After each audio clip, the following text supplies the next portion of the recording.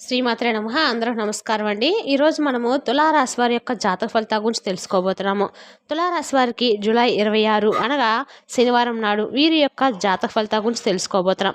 అయితే తులారాశి వారు ఇప్పుడే కొత్తగా మన ఛానల్ చూస్తున్నారో దయచేసి ఛానల్ సబ్స్క్రైబ్ చేసుకొని వీడియోకి లైక్ చేసి సపోర్ట్ చేయడం మాత్రం మర్చిపోకండి. మరి వీడియోని ఎక్కడ కూడా స్క్రిప్ట్ చేయకుండా చివరి వరకు చూసినట్లయితే మీకైతే పూర్తిగా అర్థమవుతుంది. రేపటి రోజున మీ యొక్క రాశి ఫలితాల ప్రకారము మీకు ఏ విధంగా ఉండబోతుందో తప్పకుండా తెలుసుకుందాము.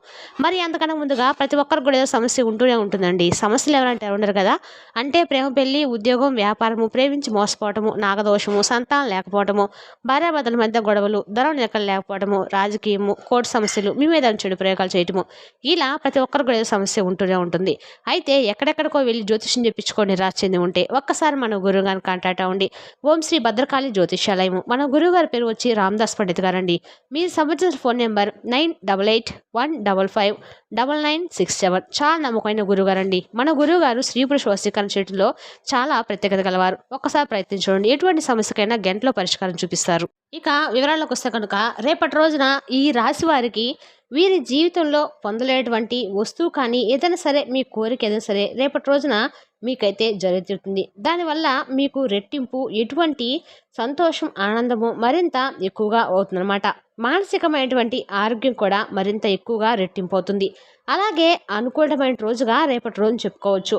రేపటి రోజున మీకు ఏ విధమైన ప్రతికూలతలు అలాగే మిమ్మల్ని ఇబ్బందులకు గురి చేసేటువంటి క్షణాలు ఎక్కడా కూడా కనిపించడం లేదండి. మీకు రాబోయేటువంటి మంచి ఉన్నతమైనటువంటి గౌరవం రేపు మీకు సొంతం కాబోతుంది. దీని ద్వారా మీలో అలాగే మీ కుటుంబంలో మరింత ఆనందం వెలిగిపోతుంది. గతంలో మిమ్మల్ని బాధ పెట్టిన వారు కావచ్చు, గతంలో మిమ్మల్ని వెంటాడినట్టు సమస్యలు కావచ్చు, ఇవన్నీ కూడా రేపు మీ ద్వారా దూరం కావటము మీరు ఈ కళారా చూస్తారు.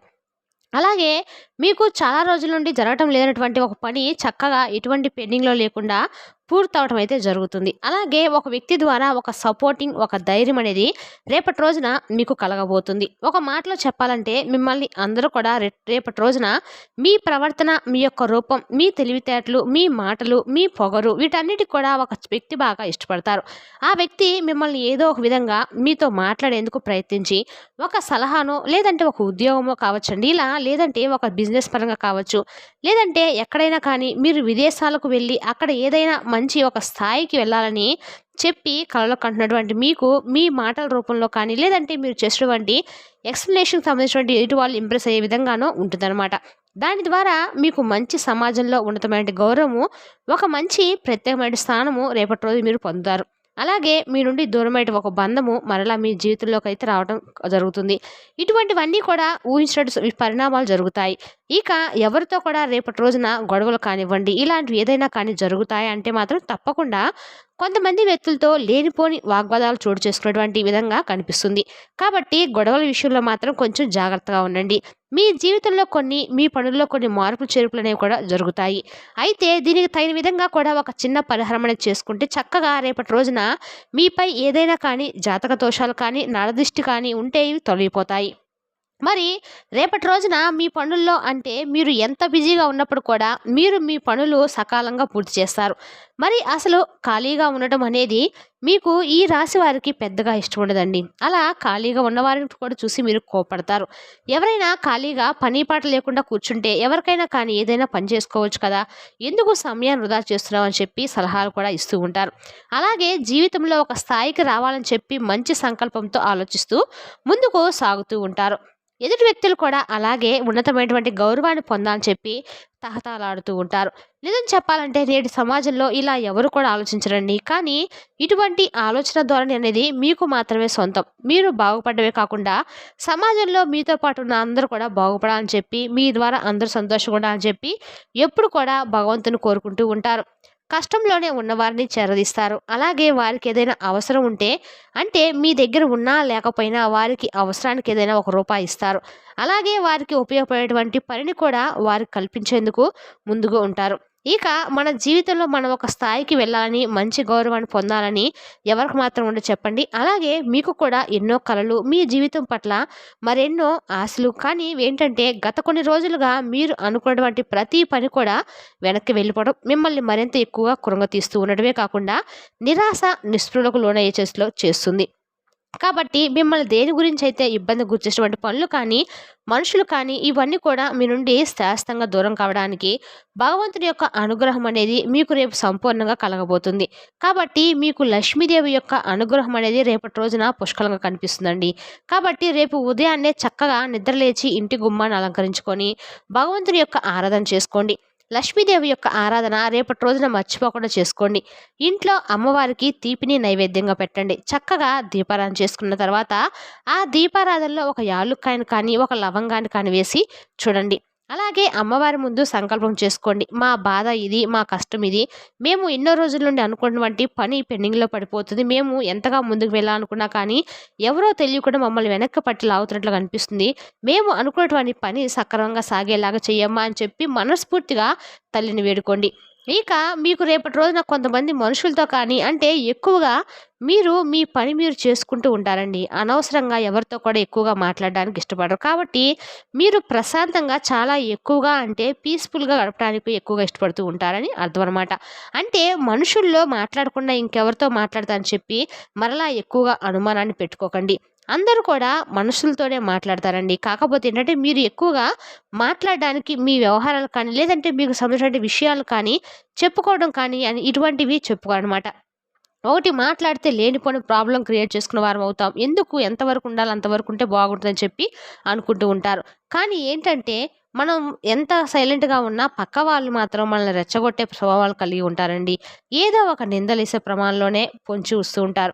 పని కట్టుకొని మరి కొంతమంది వ్యక్తులేంటంటే మిమ్మల్ని ఏదో ఒక విధంగా ఇబ్బందులకు గురి చేయాలనో, లేదంటే మీకు వచ్చినటువంటి ఉన్నతిని చూసి, మీకు వస్తున్నటువంటి ఒక రూపాయి ఆదాయం చూసి, లేదంటే సమాజంలో మీకు వచ్చినటువంటి మంచి స్థాయిని చూసి ఓర్చుకోలేక కొంతమంది వ్యక్తులేంటంటే కుళ్ళు, కుతంత్రాలు మీపై ఎప్పటికప్పుడు జరుపుతూ ఉంటారు. మరి అటువంటి నరదృష్టి, నరఘోష మీపై నుండి తొలగించుకోవడానికి మీరు ఎర్రనీటిని దిష్టి చేసుకుంటూ ఉండడం వల్ల, రాళ్ళ, ఉప్పు, ఆవాలతో దిష్టి చేసుకుండడం వల్ల ఇలాంటివి చేసుకోండి. అలాగే మీకు ఉంటే పొరపాటున కూడా ఏదైనా ధర్మాన్ని, సత్యాన్ని విడిచిపెట్టుకోరండి. కాబట్టి భగవంతుని యొక్క అనుగ్రహం అనేది కూడా మీకు ఎప్పుడు పుష్కలంగా ఉంటుంది. మిమ్మల్ని నిలబెడుతుంది కూడా. ఏ కష్టం వచ్చినా మీరు ధర్మబద్ధంగా జీవించడానికి మాత్రమే ఇష్టపడుతూ ఉంటారు. ఇక ఈ రాశి వారి యొక్క స్నేహం, వీరి యొక్క ప్రేమ బంధం ఎప్పుడు కూడా ఎదుటి వ్యక్తులకు బాగా అట్రాక్టివ్‌గా ఉంటుందండి. ఎదుటి వ్యక్తులు ఇష్టపడేలాగా ఉంటుంది. ఇక రేపు బాగా బిజీగా ఉంటారు. ఇంట్లో ఫ్యామిలీతో గడుపుతారు. చక్కగా ఒక పండుగ వాతావరణంలాగా మీ కుటుంబంతో సంతోషంగా మరిన్ని శుభవార్తలైతే వింటారు.